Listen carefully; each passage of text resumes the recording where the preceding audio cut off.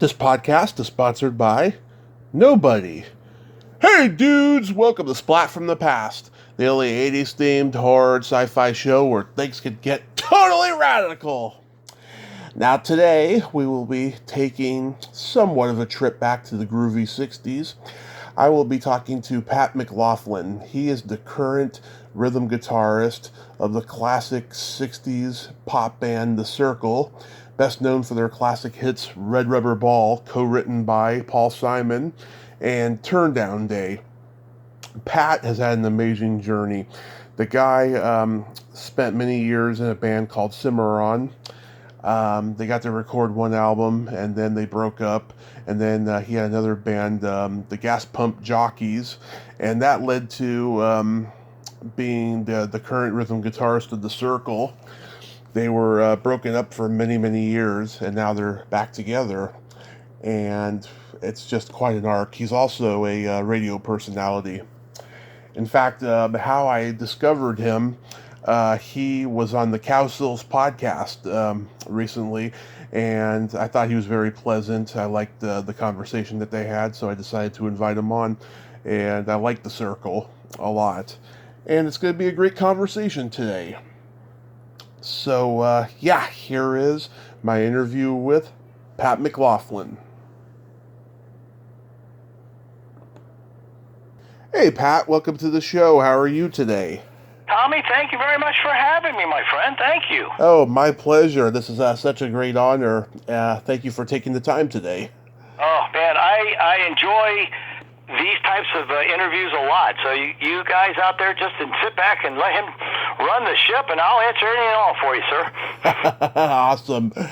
So, going back in time, according to my research, you always wanted to be a musician, but your parents wanted you to be an accountant. What was the rationale of their objection? Were they religious? Were they conservative? I mean, I can't begin to fathom that because I come from a generation of parents who are supportive of show business.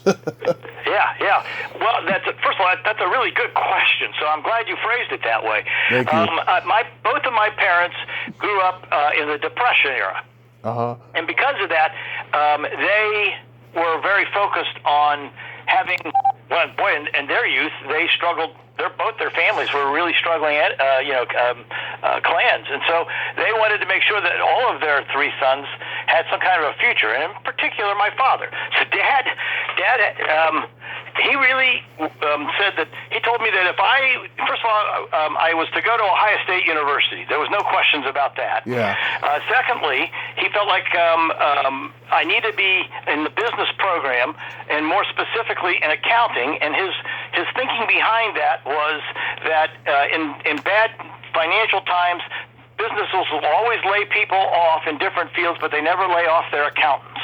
That, was his driving force behind that. Now, I go to Ohio State. I did what he asked. Mm-hmm. I did choose business.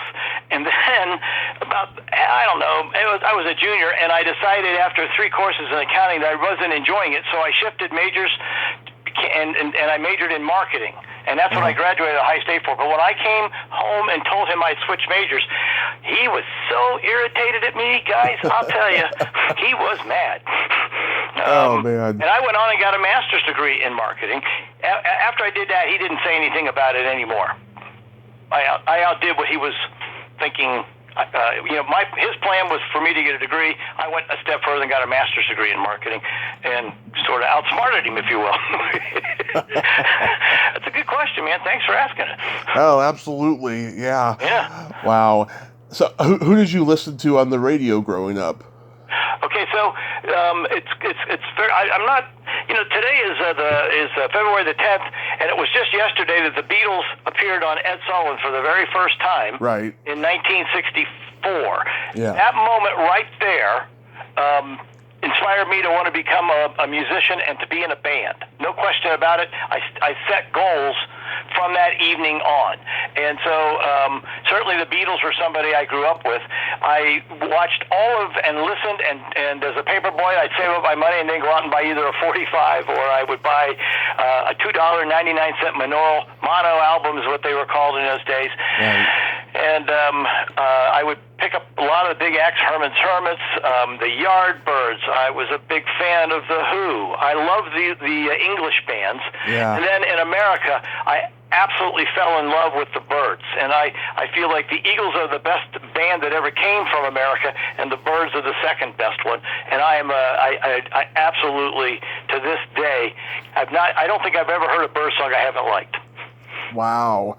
Yeah. Wow, they were great. Yeah. Oh, they're a wonderful band. And, you know, if God took me off this earth tomorrow and he said, now, Pat, you lived a pretty good life. I'd like to bring you back again. Who would you like to be, or what would you like to be?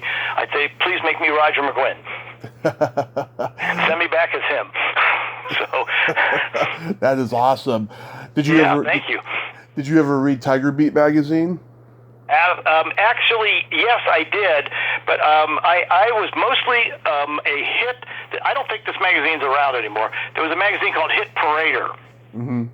Folks, I'm not a spring chicken, so when I tell you I could buy a magazine for 10 cents, 15 cents later on, that's what it cost in those days. But, of course, the economies are all different. And, again, being a paper boy and just a young guy, you know, that was a fairly big commitment. But Tiger Beat, it felt to me like it might be targeting more the female audience. I was more into bands. I was very into lyrics, which Hit Parader put lyrics of songs in their books. And so often I would use that as a way to memorize songs. And then when I would be listening in my bedroom, I would memorize these songs, and sometimes I have the correct lyric in front of me.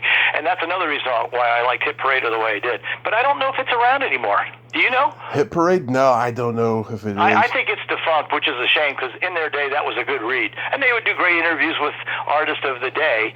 But it wasn't something like what is your favorite color or whatever. It was more like what guitar do you play, or what inspired you to write this song. You know, that was more the type of information I was more interested in. Yeah, I just interviewed the legendary editor of Tiger Beat, Ann Moses, and she had a lot of good stories. Yeah, I bet she did. And nothing against the magazine. My memory of it would be more idol-driven, so you might see a David Cassidy on their cover, and then they would... and that to me was... I thought David Cassidy might be fine, but he wasn't somebody that I necessarily was as interested in unless he wanted to talk about his music. Right. So, do you remember the first album you ever bought? I do. Well, let me answer that by telling you the first album I ever got.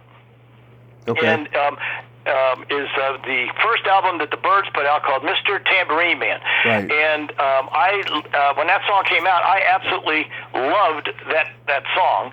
And I also, their follow-up single was called All I Really Want to Do, and the flip side of it was called I'll Feel a Whole Lot Better When You're Gone. It was a gem of a recording by a member of the band named Gene Clark, one of the best American songwriters of all time, not with us anymore, but a great one.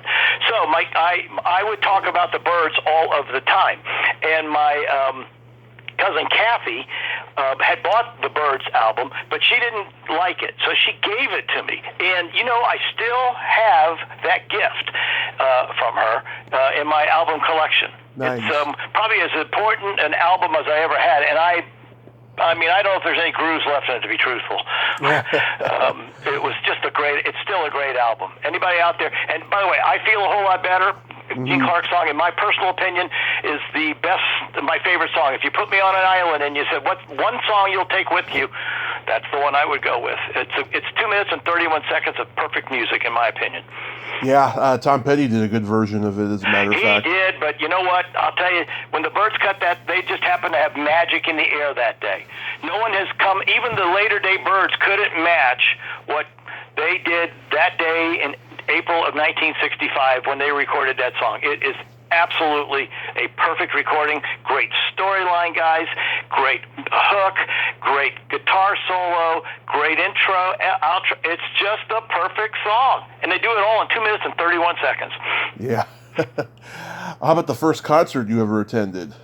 Okay, so I'm really happy you asked that question. Here's why. In 1965, folks, everybody, I live in Columbus, Ohio. I've lived here all my life. The Cyrkle is based in Columbus, with the exception of Don Daneman.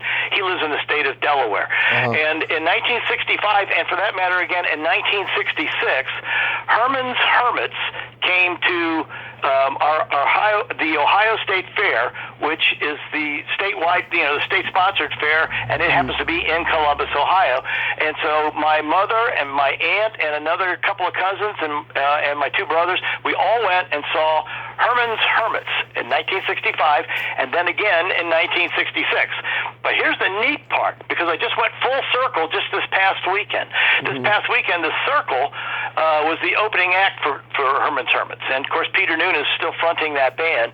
And so literally, 57 years after I first saw my first concert, I was literally standing and talking and laughing and telling stories with Peter Noon. Oh, that is awesome. Is such a cool experience for me. It's a bucket list item I get to check off. And I'll tell you one more thing to show you what a sense of humor the guy has.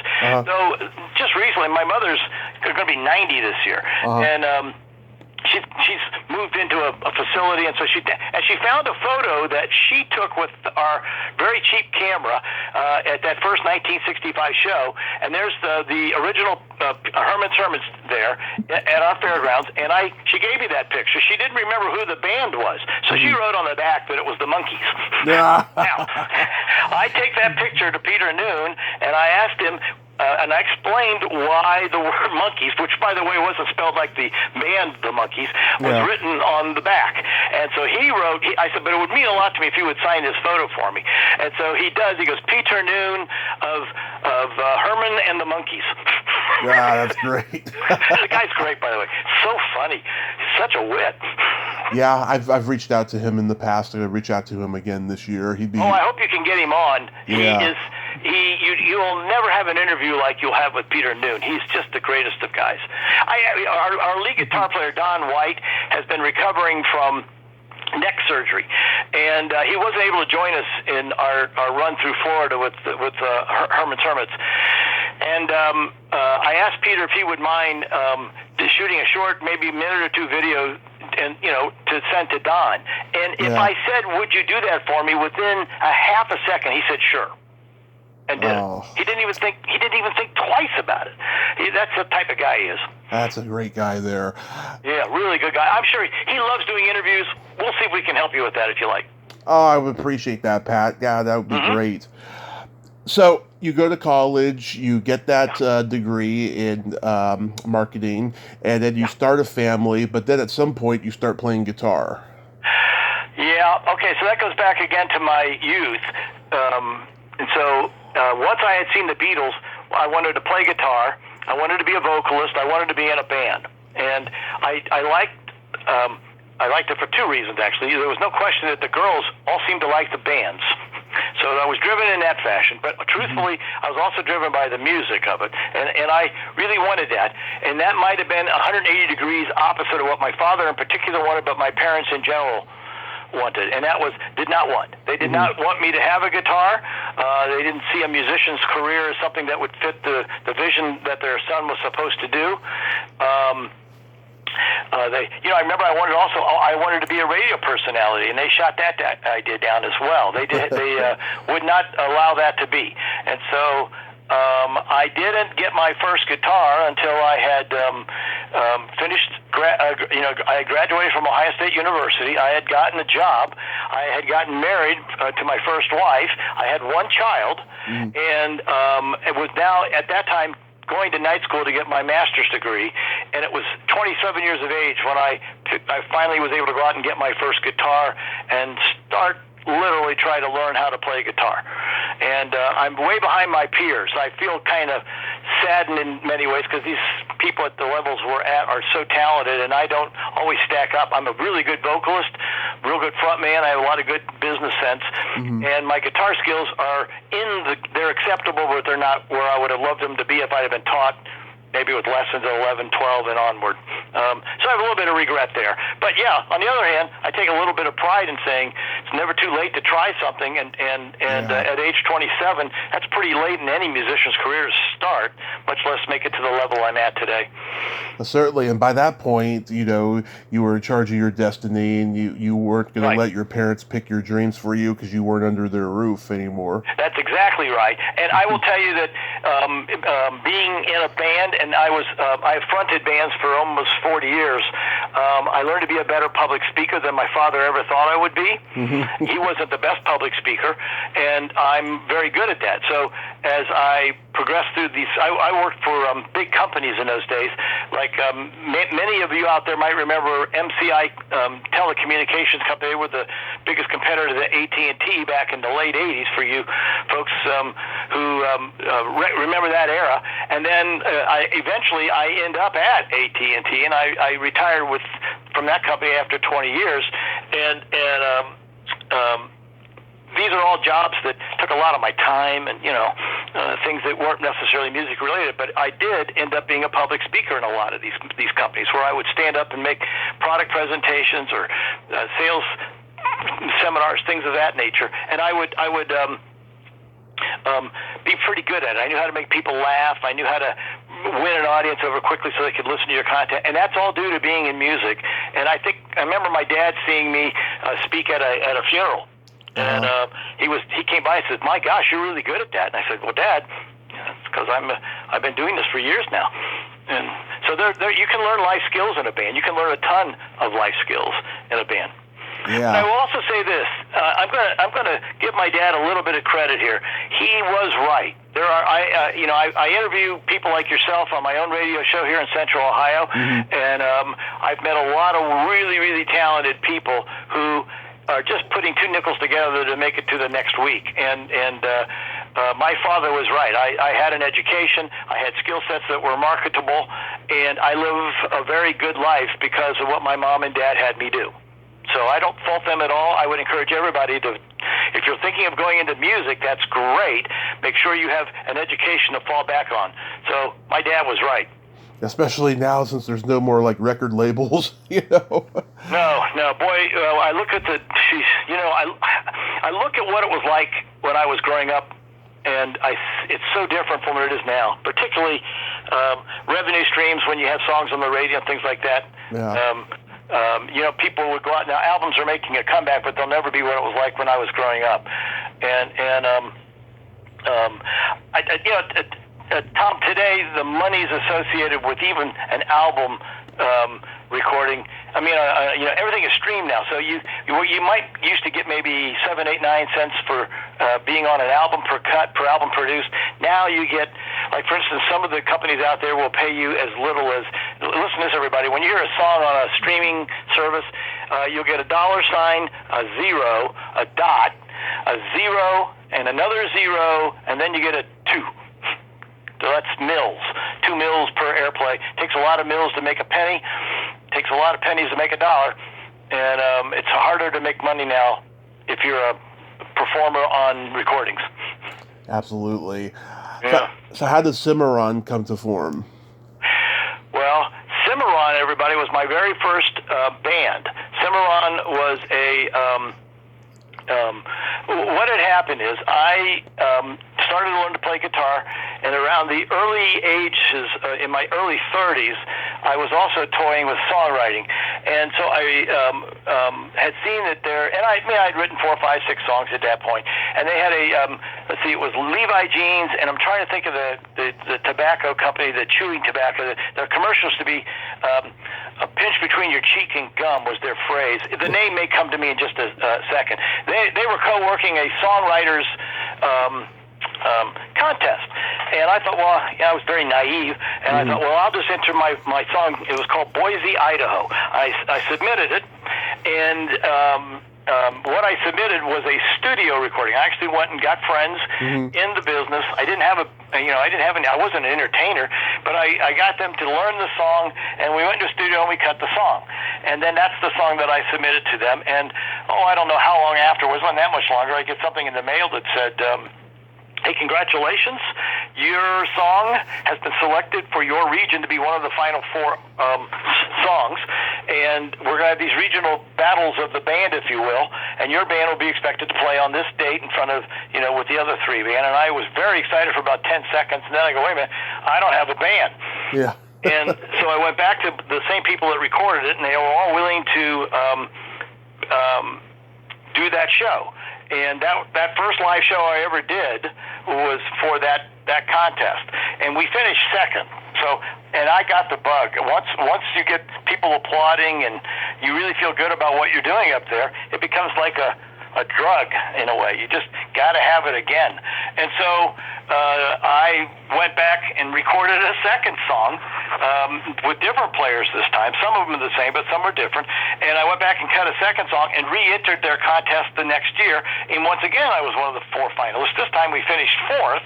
But that group of people got along very well together. They were friends in some other bands and whatnot. And so that band became Cimarron. And Cimarron did very well. It lasted probably in the Ohio market and maybe the states around Ohio for over almost 20 years. Yeah. And we got invited down to Nashville, and we cut an album called Incognito, which had a song that I had written on it called Lady Di. It was written about Princess Diane, and at the time she was going through her divorce and, all this paparazzi, and my theme of the song was basically, hey, why don't you just give that lifestyle up and come on over here to the U.S. and date a cowboy like me? We'll just sit along the water bank and we'll throw rocks in the it'll just be a very peaceful life, that type of thing. And everybody in Nashville loved that song, and wouldn't you know it, she got in that car accident and died. And the album had just been finished, and it didn't come out for a year. And they put a disclaimer on the album about the song, and it just didn't go anywhere in the U.S. Now, overseas, it did pretty well. We had two top 40 hits in Europe and across all of Europe and Australia. They call it the International Country Music Charts. We did okay over there, but it didn't. It tanked in the U.S. And eventually, because it didn't do well, you could just see the energy in Cimarron after almost 20 years start to dwindle, and eventually switched to classic rock, and that's what happened. So I left that band and formed another one called the Gas Pump Jockeys. We dressed up like gas attendants, and we play music from a day when you'd pull into a gas station and a attendant would come out, and that's a gas pump jockey, and he would put gasoline in your car, and he'd wipe your windows clean, and he'd check your oil and your tires. When you're all done, he'd hand you a fistful of green stamps and take your money. And that's still around. That's been around for over 20 years now, too. And then it coexists with the Cyrkle product. When the Cyrkle's not out doing anything, if I get an opportunity, I'll put my local band back out into a stage here in the Ohio market. Did Cimarron open for any big bands or artists? Yeah, we did. We opened up for Brooks and Dunn. We opened up for Jody Messina. And we opened up for I remember opening up, and this was a big deal to me because McGuffey Lane, now your show goes all over the place, and only those folks listening right now that would know about the central Midwest region would really know McGuffey Lane. But they're one of my top 10 all-time favorite bands, and we got to open up for them a couple of times. And so those moments were very, very exciting for us. Now, you go back to that era 25, 30 years ago now, Columbus was an okay-sized city, but it didn't draw the music talent that comes to the city today. It's a much bigger city than it was then. So now we have acts all over the place. But yes, and the one that really made me proud, Brooks and Dunn was a big deal for me. So that's good. I love them. I think they're still to this day one of the best acts ever in country. That's good. So, how did you guys? How did you come full circle, so to speak, with the Cyrkle? Well, okay. This is kind of, I think, a fun story for everybody out there. In 2014, the Gas Pump Jockeys had a bass player named Larry Reese, and Larry was a great guy. He'd stayed with me through Cimarron and formed with me the Gas Pump Jockeys, but he was starting to have some health issues, and so he tried to deal with them and still be in the band, but it was just too physically taxing. So he withdrew from the band, and he was our bass player, and when he did so, the keyboard player in our band said, well, I don't want to break a new bass player, and so I'm going to leave as well. So within a moment, I had lost two of my 5 band members, and the other 3 of us said, well, what do you guys want to do? And they said they wanted to keep at it. So our drummer had a friend who wanted to be who was a great bass player, and he was, and he recruited him to join the band. Meanwhile, at AT&T, I had befriended a fellow by the name of Mike Loskamp, and Mike was one of the 5 original members of the Cyrkle. And I met him in around 2000, And so in 2014, I had a chance to discuss with him about maybe joining my band. He was in a band, but he lived in Central Ohio and drove all the way to Dayton to be in a band there. And so that was about he might leave his home and he would have to drive 90 miles, do a show, stay where he grew up in Dayton, and then maybe drive home the next day. And it was taxing. Where here, I had a band that was making more money. He didn't have to drive as far, and he was happy to join the band. Once I had one of the original Cyrkle members in the band, I then got this brainstorm that maybe if I could pull the right pieces, which is really a long shot times a million, was maybe I could bring other members of the Cyrkle out of retirement. Now, Loskamp hadn't spoken to any member of his old band in 50 years. Everybody think about that. 5 decades, he has not talked to any of them. And so when I brought this idea to him, he was, oh, yes, I think it's a great idea. Do you know where I can find them? No. He did not know. And so then I started a search, primarily just looking on the western half or eastern half of the United States, trying to find the members. And I did find the original drummer first. His name was Marty Freed. We just lost Marty about 3 months ago, sadly. And at the time, though, Marty was living in Southfield, Michigan, and I bugged the crap out of him, everybody. I mean, I was calling his law firm where he worked as a lawyer in the bankruptcy arena, and then I would send him emails, and he wouldn't respond to me. And then one day he does send me an email, and he says, look, I know what you're trying to accomplish. He said, I haven't played my drums in 30 years, and I'm not sure I want to go out on the road anyway with all the law practice I have. And I wrote him back, and I thanked him for that, and I said, is there any chance you could tell me where the other members that are still alive are at? And he didn't want to share that.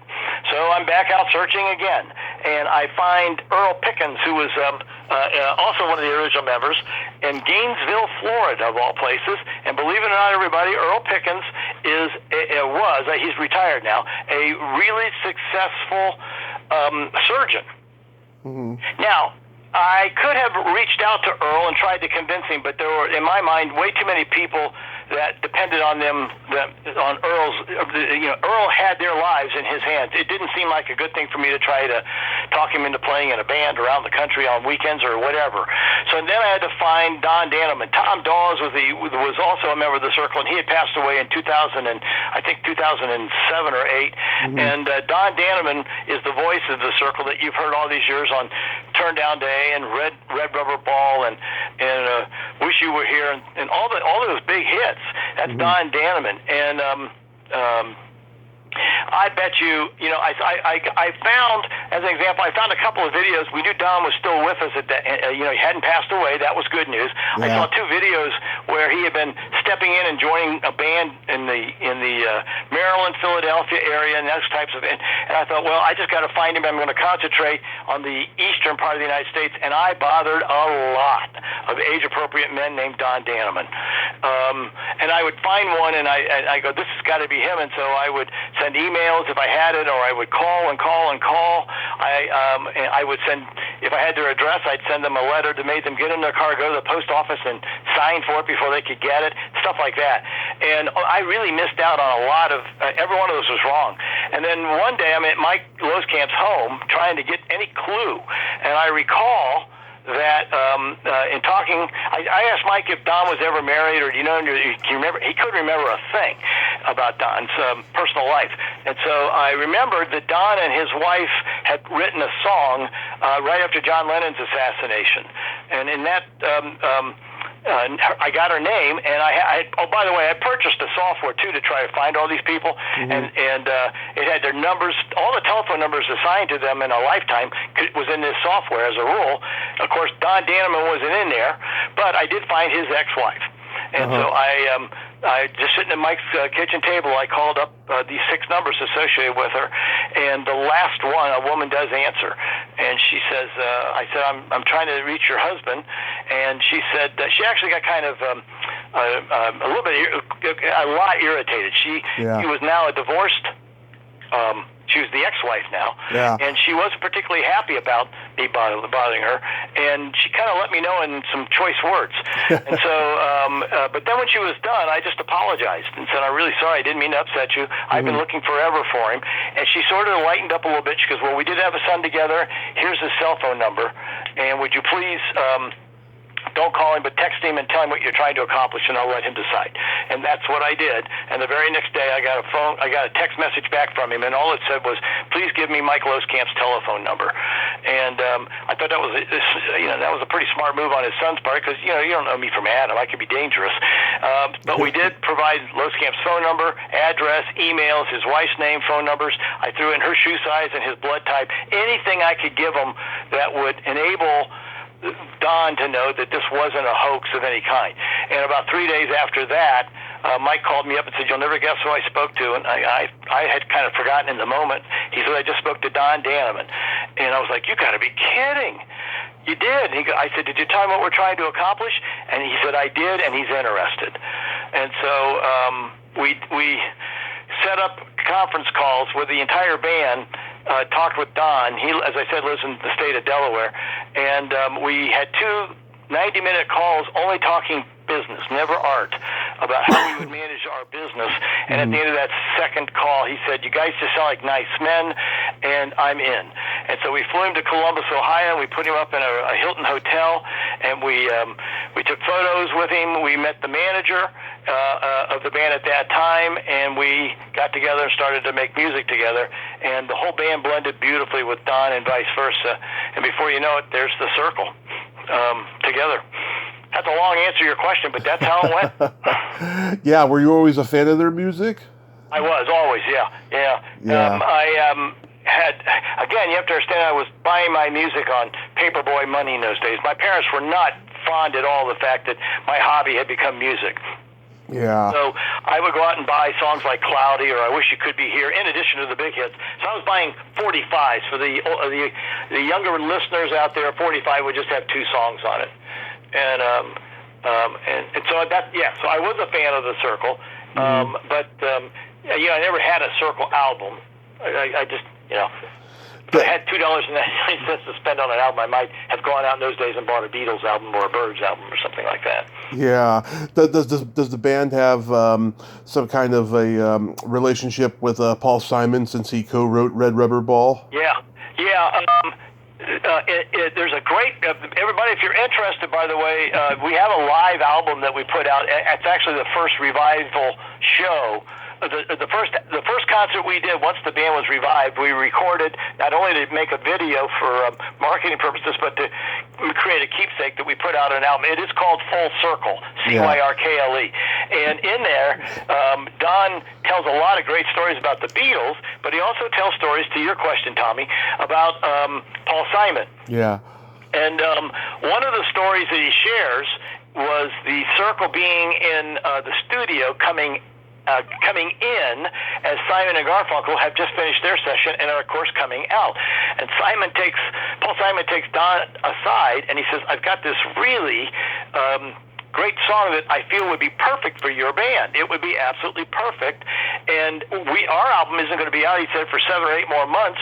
You can go ahead and record the song if you like. You'll have a big hit with it, and that's okay." And so the Cyrkle listens to the song, and Don says it's one of the greatest brain freezes of all time. They said, "It's a good little song, but maybe we'll record it at a later time." And so they pass.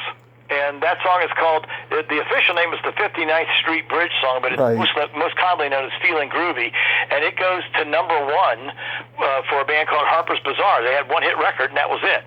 And, there's historians out there that say that's one of the top 10 biggest mistakes that a band made in passing up an opportunity to record something that was a hit for somebody else. And we actually do that in the show. Don tells that story, and I tell you, you can hear people groan when we start that song.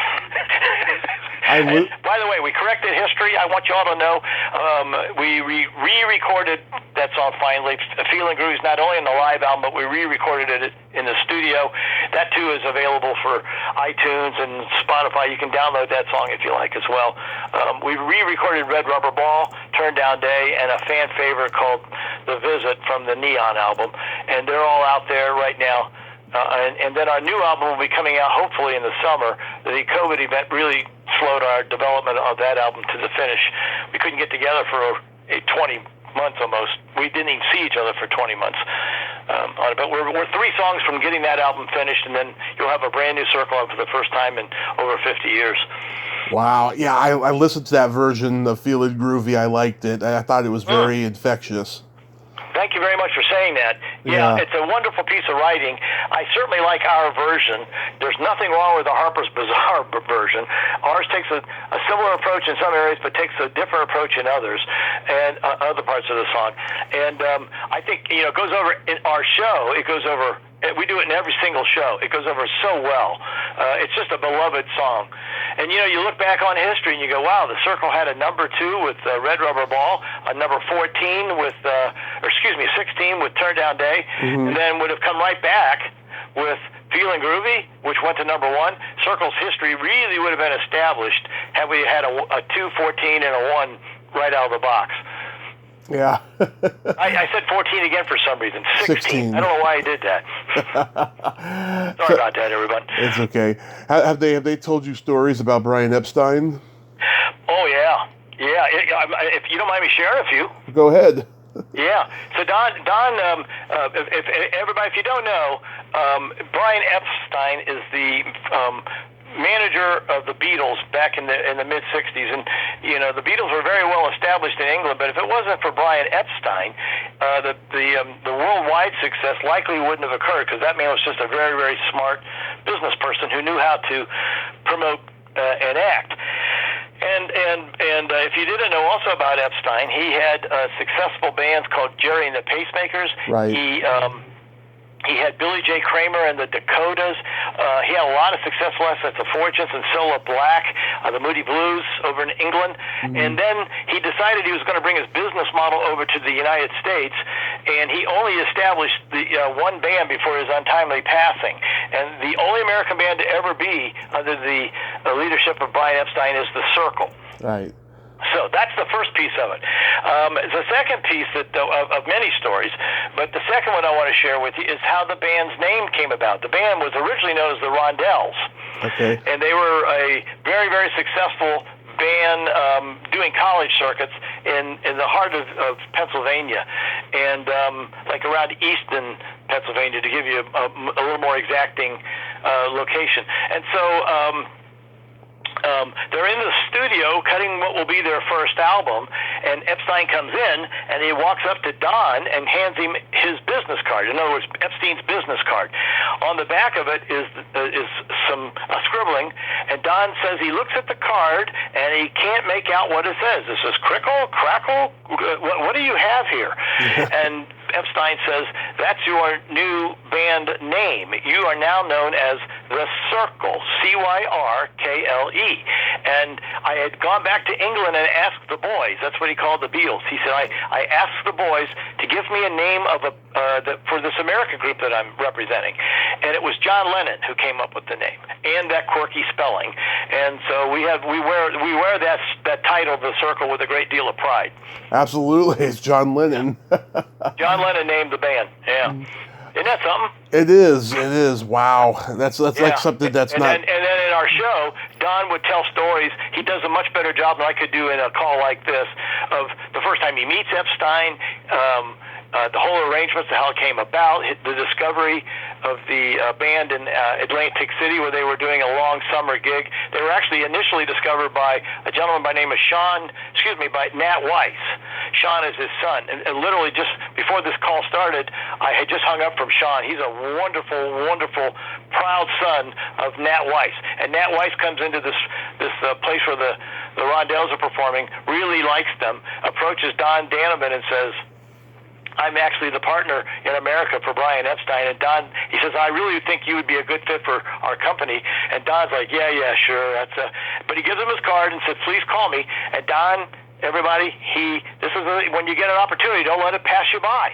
And even though he wasn't 100% sure, he went ahead and made those phone calls. And before you know it, he is in a car with Brian Epstein being introduced, and eventually the band is signed with the help of Nat Weiss to Columbia Records, and they had a short but very successful run at Columbia. Yeah. So since you guys have gotten back together, have you done like a lot of the nostalgic tours? Yeah, we love that. Yeah. Absolutely do. Who are some of the other bands you've played with? It's a great experience for me personally to be able to be on tour with these wonderful bands and singers that when I was just a kid buying those albums. Imagine that, everybody. I'm just a 12, 13, 14-year-old boy in those days trying to learn to be a better singer, becoming a singer, and singing along with the Buckinghams or singing along with Herman's Hermits or whomever. Mm-hmm. And now I have the opportunity to be on stage with these folks. It's pretty wonderful. Like who are some of the bands you've toured with? Well, I mean, I got a lot of them, but let's bear with me a little bit here. Okay. Since you asked me, I got to work off my cuff here, but we've been with Gary Puckett and the Union Gap. We've been with Dennis Stefano, who's the lead vocalist of the Buckinghams. We've performed with the Vogues. You might all out there remember Three Dog Nights. Lead singer was Chuck Negron.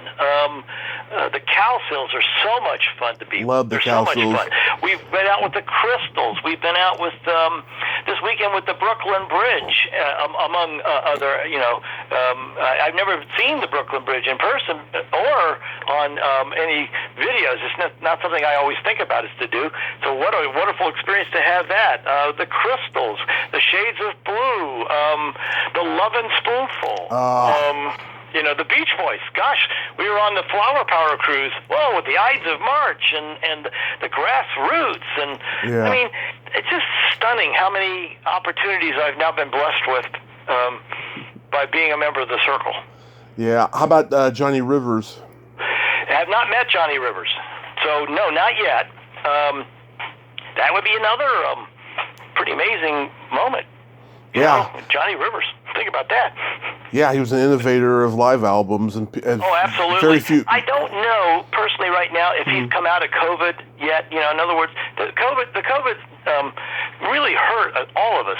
I jokingly tell people at one point in time I had something in common with both Paul McCartney, Garth Brooks, and myself in that none of us were working. So I don't know if Johnny Rivers has decided he's ready to go back out yet or not. I don't know the man, so I don't know his personality or his temperament or anything of that nature. I hope he does come out, but I just don't know. That story that you have, Pat, is so amazing. How come it hasn't been a book or a documentary? Wow, that's nice of you to ask. I haven't been approached yet. I actually hadn't thought about it. What I gave you was a what I had to do to bring the Cyrkle back together was a lot more work than what I just presented to you here. Mm-hmm. So many frustrations and so many door shuts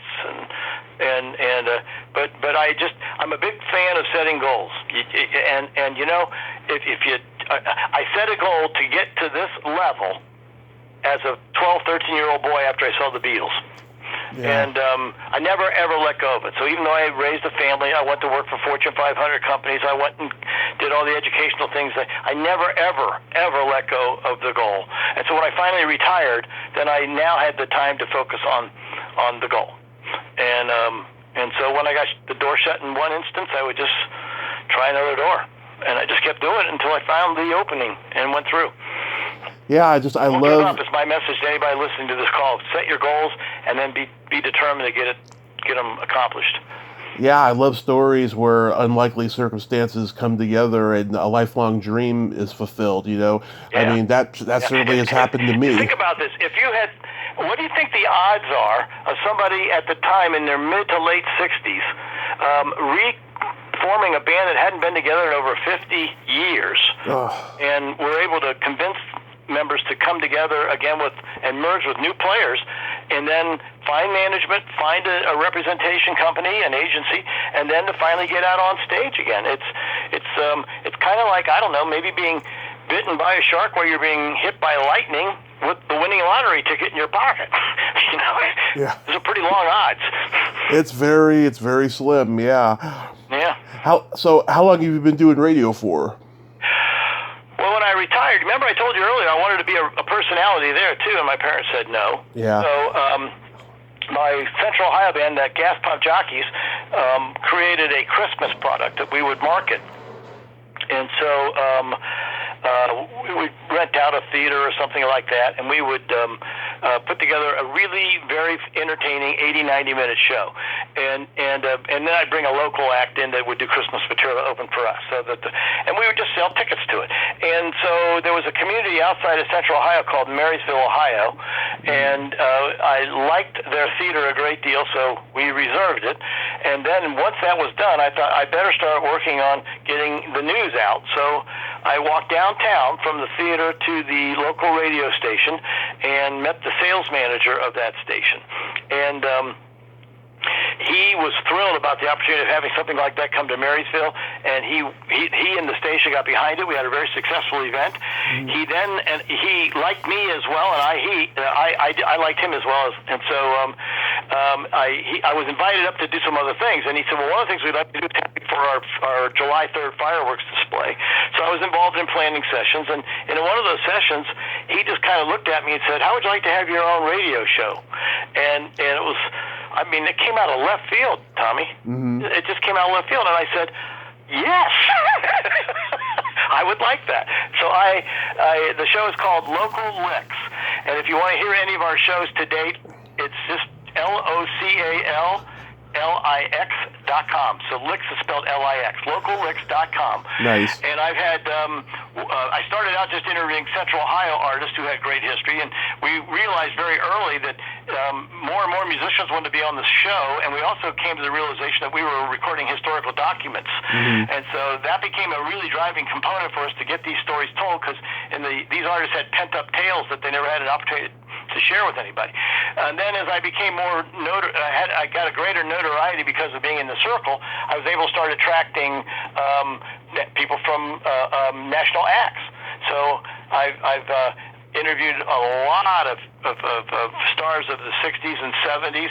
I will tell you again, as I go back to my favorite band being the Byrds, and I had the opportunity to interview Chris Hillman from the Byrds. And at the end of that interview, Chris Hillman said, Pat, you are a very good interviewer. I got that from the Byrds. Yeah. So proud of that moment. That is awesome. Yeah. Yeah. I know, guys, folks out there, I want you to know I'm just a regular guy. And when I get a chance to get something like that happen, it impacts me the same way it impacts you. It was really, really cool. Yeah. So you play all the oldies, all the Cyrkle stuff. I don't. It's strictly interview. And what I do is I do use music to buffer each of the 4 segments for the 1-hour show. Right. And then it airs right now it's airing on 3 different networks, and it will then all the interviews are now available in podcast form, and I'm trying to figure out how to get that marketed so I can get other stations around the country to use the podcast. So I'm definitely going to take a listen to that. Please do, if you don't mind. And again, it's Local Licks, LOCALLIX.com. And I have about 153 or 4 shows posted. One more is going up in the near future, next week or so. Yeah, I'm always looking for new shows to listen to. Yeah, well, I hope you like it. And if you do, drop me a note and tell me, because I'd sure like to share that to the station managers. My pleasure. Now, really quick, do you have any upcoming shows that you'd like to plug? Yeah. So thank you for asking for that. We're going to be doing a series of shows, and right now I shared with you earlier that my lead guitar player is recovering from neck surgery, so he's out of commission, and my keyboard player, Mike Loskamp, the fellow that I worked with, had his knee replaced today. So the Cyrkle's not going to be out at all until the very last day of March, and I'll finally have the full contingency back in place. And we're doing shows in the Benton Harbor and in Port Huron and Dearborn, Michigan, on the 31st of March, 1st and 2nd of April. April 3rd, Don Danham and I are flying to Newark, New Jersey to participate in the huge annual Beatles convention. We're both guest speakers, if you will, to talk about the experience. There's going to be more Don than I, but talk about the days of Beatles traveling around with the Cyrkle around the country. Because if you didn't know, the Cyrkle opened up for the Beatles on every venue, every stadium and or arena in 1966. They were the opening act. The Cyrkle was. So Don has all sorts of stories about backstage and playing cards with them. All sorts of neat things. People ask questions, and Don has a story for it. So that's that. And then let's see here. In May, we go to Easton, Pennsylvania, and do a show. It's called The Cyrkle in the Circle. Going to Erie, Pennsylvania in April. So So bear with me there. These are all, by the way, on Facebook if you'd like to see them. And then at the end of May, we are doing 2 back-to-back shows at Abbey Road on the River, which is a monstrous Beatle event. And they probably hire 10 Beatle bands, and they're all spread across the area that the event is held at. And then they have big shows in the evening. So the Cyrkle will open for Tommy James and the Shondells one night, and then we were supposed to open for the Yardbirds on the following, that's Saturday night, and then Sunday we were supposed to open for the Yardbirds. But the Yardbirds have pulled out, and I don't know what their plans are with regards to replacing them or not. I don't know. And that gets you through the first part of the year, and then after that, I'll just beg off. I have to go back and cheat and look at our schedule. I didn't even know the Yardbirds ever got back together. That's amazing, at least. Yeah, the Yardbirds are the drummer McCartney is still an original member from that band, and the talent pool that they attract in the Yardbirds might just blow you away. They're really, really good. Awesome. Well, if the Cyrkle ever comes to California, I'll come see you guys. Well, you know what? I'm working on San Bernardino. How far is that from you? That's pretty far, but Long walk, huh? I mean, okay, so I usually go to, many different places in California. I live primarily in Redding, but I go to San Francisco where I'm from. I go to LA, Sacramento, places like that. Oh, gotcha. Okay. Well, it would be nice if you have any places up there, it would be nice to maybe do a second show in the California marketplace. The Cyrkle hasn't been there since 1966. So, okay. There's probably a lot of pent-up demand to see the band, and so we would love to, if you know any place that might be interested.